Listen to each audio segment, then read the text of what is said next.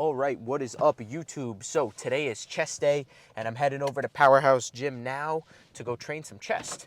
I'm pretty freaking excited because, I mean, who doesn't like a good chest day? I already drank most of my pre-workout. That's a big thing for me. I really try to time my pre-workout intake to be at least 20 minutes before my first work set. Again, all those supplements are in there for a reason, and you really want them to be in your system by the time of your first work set. So really try to drink it and have it be fully finished at least 20 minutes before your workout. That way it has time to kind of settle in, as well as being digested. You know, you don't want to eat right before the gym. I hate working out feeling bloated. So yeah, try to eat about 45 minutes to an hour before your first work set. But game plan for chest today is to start off with some incline barbell, whether it's on the Smith machine or free weight. Either are completely fine. After some incline barbell, I'll probably move over into some flat dumbbell. And then after flat dumbbell, I'll probably go into some incline hammer strength or some sort of an incline press machine. And then after all those presses are done, I may or may not do some lower chest dips. If you're familiar to my Powerhouse chest workouts, they do have a dips machine that has a bit wider handles, and it's really good for activating that lower pec. But I might skip out on that today. I'm not 100% sure. We'll see how I'm feeling. And then I'm definitely going to wrap up the chest day with a bunch of flies, whether they're cable flies, pec deck flies, either or, something to just get a really nice stretch and a good squeeze after a bunch of pressing movements. After all my chest movements are complete, I'll probably move over into some biceps and then a little bit of side delts. I feel like getting a little bit of side delts in a couple times throughout the week is important, especially because I want my shoulders to get a lot bigger. You know, I feel like it looks sick to have capped delts, and that's a huge goal of mine. So I'm definitely going to try to sprinkle in some side delts throughout the week. And rear delts as well. I'm probably going to do a little bit of rear delts on back. But yeah, that's for tomorrow's video to talk about.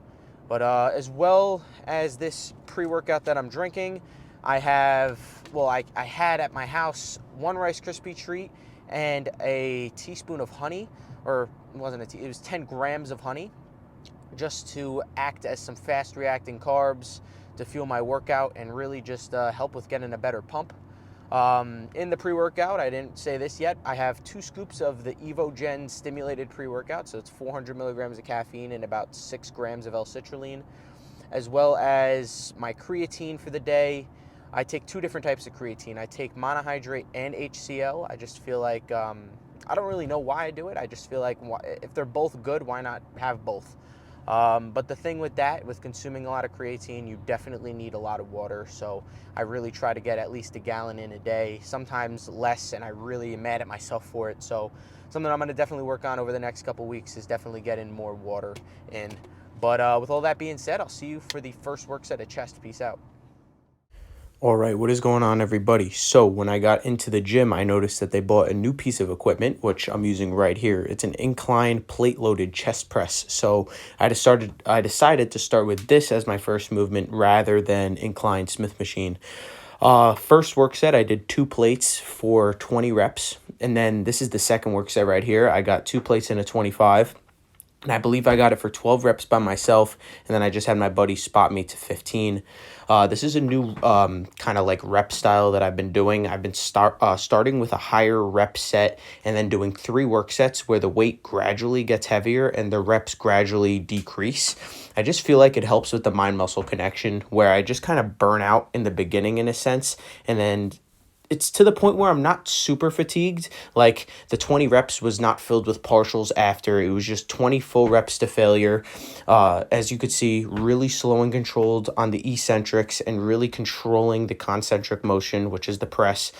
It's a big new style of training I've been really trying to implement on all my days. I'm really just trying to go nice and slow and controlled, especially being on a cut. I really don't want to injure myself with too heavy of a weight. After that set, I went a little bit heavier for a top set of 10 with 2 spotted reps. As you could see, the last clip got cut short, but after each set, I also did a 12-second flex where I just tried to push my palms of my hands together as hard as I could to just drive even more blood to the muscle after the set. But after the incline chest press machine, I moved over into some flat dumbbell press. Right here, I got the 90s in each hand, and I believe I got about 8 by myself, and then I just had my buddy spot me a few past failure.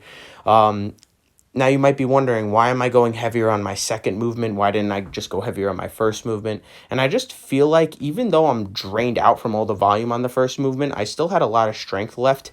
And I just wanted to go a bit heavier on a flat press today. It just honestly felt really nice, and I still got a great pump from it. After those sets, I also did a 12 to 15 second flex at the end, just to, again, drive more blood into the muscle and just maximize the pump. After some flat dumbbells, I moved over into this dips machine. I believe I mentioned this in the car right over here. If not, this dips machine is really, really good for training triceps as well as training chest like I'm doing here. You could see I'm leaning forward to just activate my chest more and take tension off of my triceps. And it's almost like I'm doing a decline press, and it's really, really engaging the lower pectoral muscles, and especially with the wider grip, it's definitely engaging more of my chest as well. These felt super duper nice, and this also happened to be a superset with the next movement I'm showing right here. So after those dips, I moved over into some low to high cable flies. These felt super duper nice, and just again going for as many reps as I possibly can, constant tension the entire time. And what I try to imagine with these is really just pushing the weight with my palms. I don't know why, but that just builds like such a mental connection with my chest, and I'm able to feel every single rep. These felt super duper nice. As you'll see in just a few seconds, after I'm done with all of the reps, I am going to be doing a little bit of the like a 10 to 12 second squeeze, as you'll see right here. I'm just driving my palms together as hard as I possibly can, just driving more and more blood to the muscle. You might be saying to yourself, why do you look so fatigued from this? But give it a shot. After you do a superset and then just anything else after that, any more added stimulation to your chest is going to burn whether you're using weight or not. So definitely give that a shot if your goal is to get a better pump. But after that chest movement, I moved over into my bicep portion of the workout. As I said in the car, I do chest and biceps together. I got a comment on my other video, why do I do this? And it's because after a chest workout, my triceps tend to be super fatigued, and I feel like I can't really connect with them as well. So I do biceps since they're completely fresh. And then on back, I do back and triceps rather than back and biceps for the same exact reason. With all the pulling, my biceps are super fatigued and my triceps are fresh, so I'm just able to get a better connection with the muscle and more stimulation on the muscle. And it's something that's always worked for me, so if you want to give it a shot, by all means do it and let me know what you think. After some of those single arm cable preacher curls, I just moved over into some heavy hammer curls. I believe I got the 60s in each hand right here, and I think I got them for about 8 total reps. Again, not too high volume, so I noticed that, and I did a little bit of a drop. But again, I like to go for about 12 to 15 reps on these, and I already got 8 reps, so I'm not going to drop the weight too much. I feel like a lot of times people tend to do a drop set and they drop the weight way too much, and then the volume of the total volume of the set gets driven up by a lot, and you don't really want to do that sometimes. If you're only going for that 12 to 15 rep range, drop it to a weight that you know is just going to hit that goal. You don't want to do too much volume. After some biceps, I moved over into a little bit of lateral raises. I feel like 1 shoulder day a week isn't enough for me, and I really want to grow my side delts. So I just throw in about 4 sets of just dumbbell lateral raises at the end of the chest and bicep workout. Nothing too crazy, just getting a little bit of a pump, a little bit of stimulation throughout the week, and I think it's going to benefit me and grow my side delts. But I hope you all enjoyed. I'm sorry that you're staring at a black screen. The post-workout talks will definitely come back today for the back video that I'm filming. I hope you all enjoyed, and I will see you tomorrow for back. Peace out.